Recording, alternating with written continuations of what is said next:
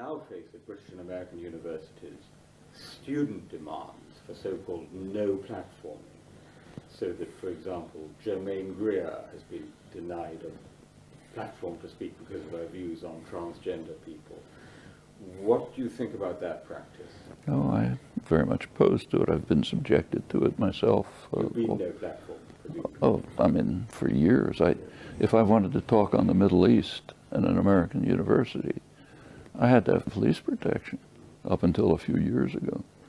I mean, airport security, if a meeting was even allowed, attacks on the attempts to remove the tenure of professors who'd invited me to talk. That's much more extreme than what the students have been. I mean, I'm opposed to what they're doing, but it's a minor part. I think we should really have open platforms in universities. There should, if students don't like something that's being said, they can stay away. But we should recognize that that's a very minor part of it.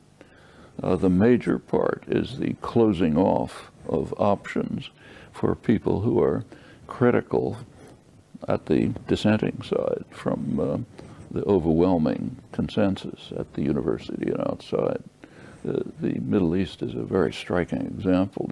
It's instantly changed in the last few years, but literally up until about, I'd say, 10 years ago, if I was giving a talk on the Middle East at my own university, I'd have to have police protection. There were times when the police would insist on walking me back to my car because of information they'd picked up about threats. And nobody ever protested this. This was considered fine. You know.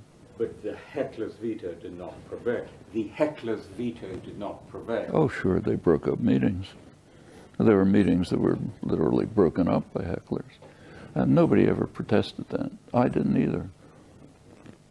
It's when students begin to veer in that direction on the other side that the protests begin. Now, I'm not defending what they're doing, but we should put it in context. The context is that preventing speech that is critical of the major consensus is never protested. So, in short, to reformulate that, the guiding principle for universities should be that there should be the widest possible range of views. Exactly.